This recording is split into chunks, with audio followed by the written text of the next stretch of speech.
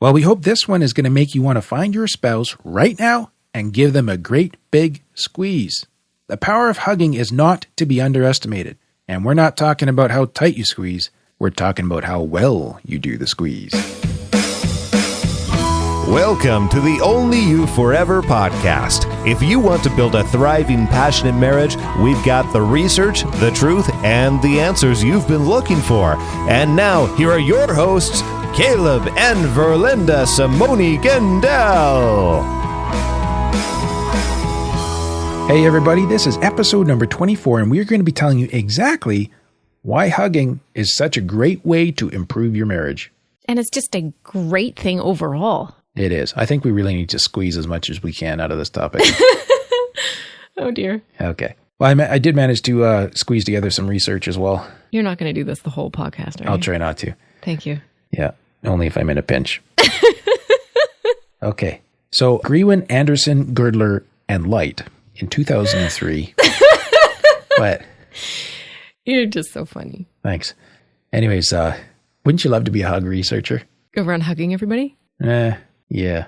Only if they weren't sweaty. Anyways, these researchers, they looked at couples who held hands for 10 minutes and then had a 20-second hug. Okay.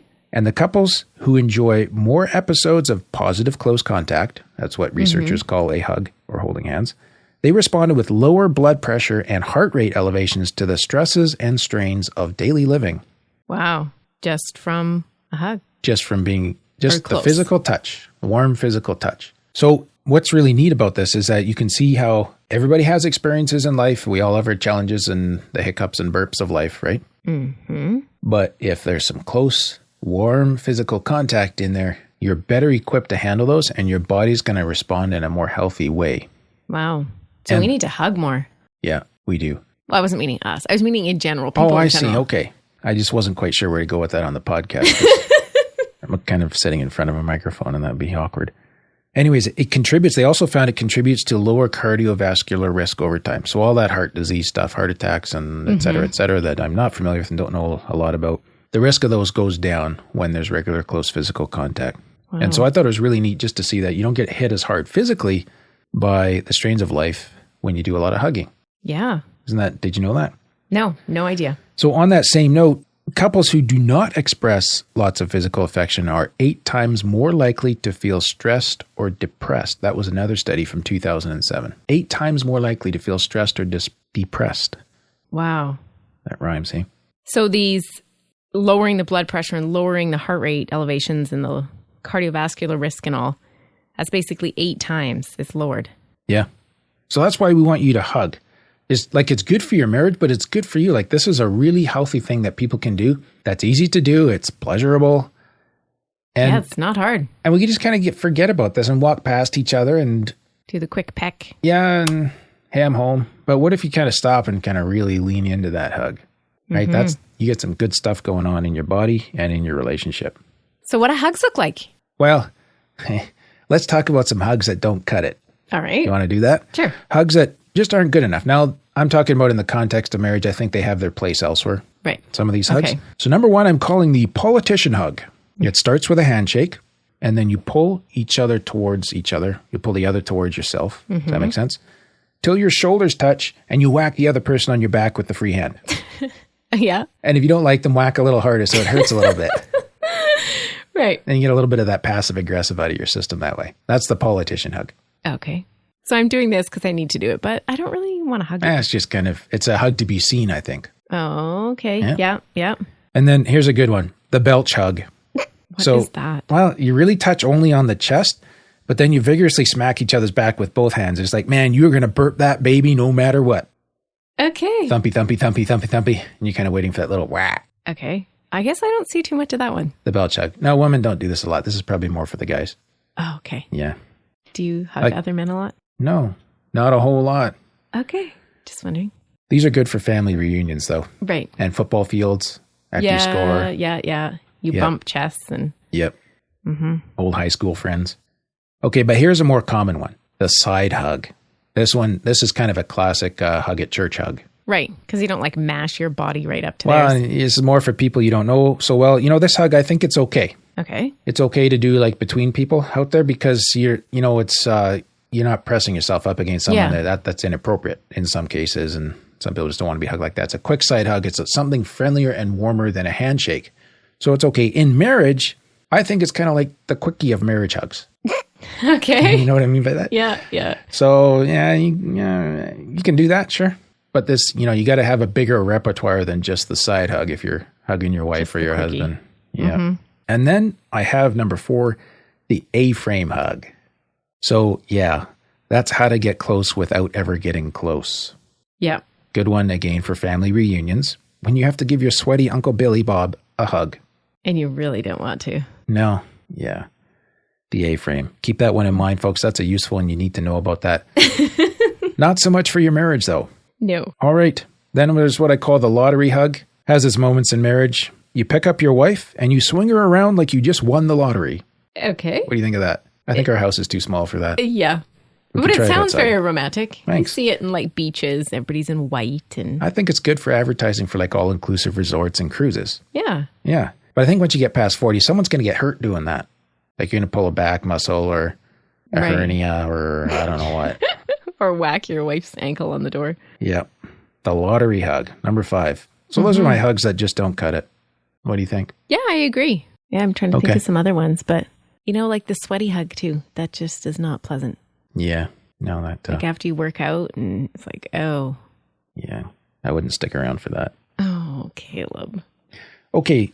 So we're going to talk about how our audience can learn to be the Mac Daddy hugger. Now, I'm sure some of you already are really good at this, but we think we can help you take this up a notch. So we'll talk about that in a minute. But seriously, how long is it since you and your spouse had a good hug? Like a real good hug? Are you wanting me to answer that? Nope. This Okay, is good. Well, how long has it been? I think we had 3 this morning. I was going to say, Yeah, we we're had a good. good one this morning. Whew. I just put them in there before the episode in case you asked. Oh, right. Yeah. No. I feel very loved now. Yeah. Good. Okay. But here's the thing. We get busy and life comes upon us and we just forget to stop and have those moments. What were you going to say? Yeah. I think it's okay to ask for a hug. I agree. Yeah. Yeah. I need a hug. Yeah. Male or female should be free to ask that or feel free to ask that. Yeah. You agree? I agree. Yeah, you said it was your idea. Okay. But I think the timing has to be right too. Because you know what I mean? Like when I'm making supper and you come in and you want a nice hug, which is fine and dandy, but like there's something burning on the stove and I'm done. Yep. Yep. It's not as relaxed, both Yep. parties. So it's got to be the moment. Yeah. So, Verlinda, let's talk a little bit about what's happening when we hug well. So we talked about the cardiovascular benefits, lowering stress and lowers risk of depression and other things like that. So that's awesome. But here's a little bit more of what's going on in there. The first thing I want to talk about is emotional contagion. What's that? And that is when you hug someone, there's almost this instant automatic sharing of emotion as one person. And you sort of lose this sense of self-other. And this sounds kind of like all woo-woo. But what I'm really saying here is when you hug someone, you can feel if they're sad, if they're tense, if they're afraid, if they're scared. Like Right. that's all in the body. You can kind of read that feel something's not right or they're withdrawn. Like you can be fully embraced and it's like, oh, she's not happy with me. Right. And I think this is part of that whole biblical idea of they two shall be one flesh when a man and a woman get married. And hugs are a great detector for emotion and helping us to understand where our spouse is at. Yeah. So that's a good reason to hug. That's happening, right? Yep. And then another reason is what I call empathic connection. So not only is there the detection of that emotion, but there's really an instant entry into the world of those emotions. And again, it's just that idea of I can feel your body, if it's a really sad moment, I can feel your body heaving with sobs. I can feel how tightly strung you are with worry. I can feel your desire for myself in some hugs. So all these huge range of emotions are felt through hugs, and we can read those feelings exactly when we're hugging. And I think that definitely works better when you're understanding your own emotions, but it's a real empathic connection. And a lot of times our listeners are asking us, and this came up in the webinar last night, how can I better understand my emotions? Right. Or my spouse's emotions? Yeah. And I Give think them a hug. a hug's a good detector. What do you feel? Just stop and pause and let yourself kind of feel into the moment. Yeah. So here's an obvious one. Number 3, hugging emotionally increases intimacy. Yeah. And by that, I mean like the physical effort. I don't want to make it sound like it's a chore to hug, but the physical, Just the touch. Yeah, it deepens the emotional bond between the couple. Because you're feeling what each other's feeling. Yep, that's right. So that's happening when we hug well. And here's another thing that's happening when we hug well that you don't see, but there's an increase in oxytocin in your blood. And the oxytocin is the body's natural love drug. And so I found some research, 2004, that love drug, that oxytocin, is higher in couples that hug more. That was what they found in their research, yeah. So this drug is at its highest peak levels in the human experience when a mother gives birth. There's a tremendous rush of oxytocin. It's part of the post-delivery process that has to happen, but it also doubles as the bonding to the baby moment. Oh, okay. Yeah. And it also peaks right after climax, sexual climax, orgasm. Yeah. Lost the word there for a sec. But you can drive the levels of this up in your marriage just with hugging. So there's a powerful bonding agent that God has put right in our bodies, this oxytocin, and we can help our marriages by hugging and getting more of this going into our bloodstreams. That's neat. Yep. So the fifth thing that's happening when you hug well is you buffer your body. We talked about this a little bit at the start, but you buffer your body against future stressors, like things in life that are challenging. So when those stressors actually come, your body's response will be calmer, which means you'll be better equipped to respond to that stress.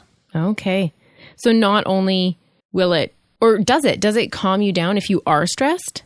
It helps you to be calmer when you face that stressful moment. Yeah, but I'm saying, does it go both ways?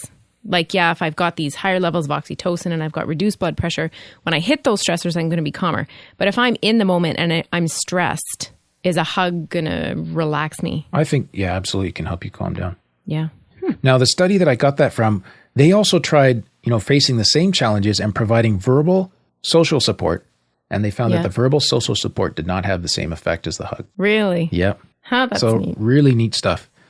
We talked about this, it lowers your blood pressure and heart rate overall.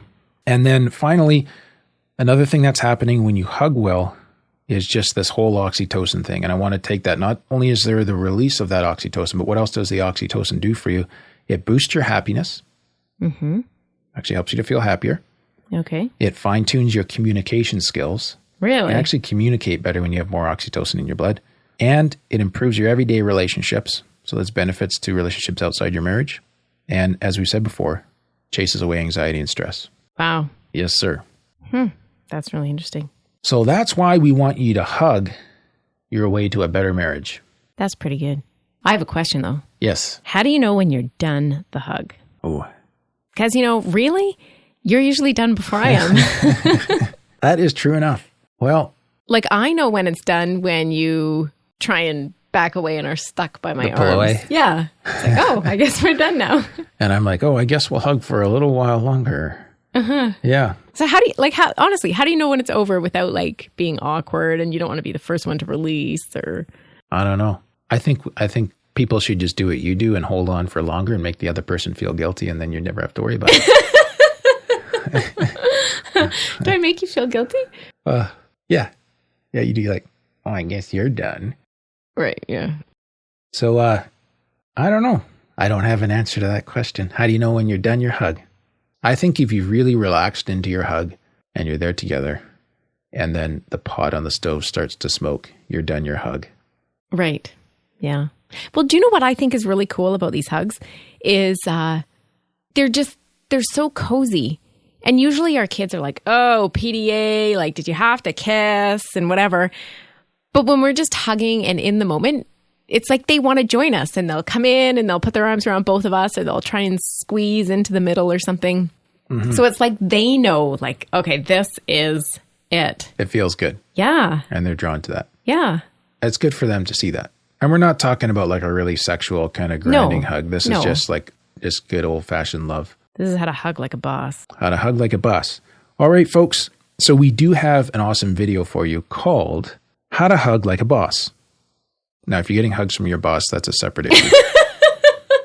Yeah. You need to take that to your HR department. Yeah. But we're using some good cultural vernacular here. How to hug like a boss. You can get access to that video in our show notes at oyf.link/24. So in this episode, we've told you what you need to do in your marriage with hugging to really take it to the next level. But in that video, we show you exactly how to do it. Yeah, it's not one you want to miss. Nope. Nobody wants to be a lame hugger. Do you want to be known as a lame hugger? No. That's like the lame cold fish handshake. Yep. So you can get that at oyf.link/24. Check it out and then go home to your spouse and try it out. Oh, that was good. Thanks. All right. Well, that's all for today's episode. You can get the full show notes at oyf.link/24, as Kayla just said. And remember, we are here to help build thriving, passionate marriages. So if this was helpful to you, we'd love it if you could help us spread the word and share this with others who would also be blessed by it. Thanks, and we'll see you next week. Thank you for listening to the OnlyYouForever.com podcast. Please help us reach and influence a wider audience by rating and reviewing our podcast at OnlyYouForever.com/love. Thanks for listening, and we'll see you next week.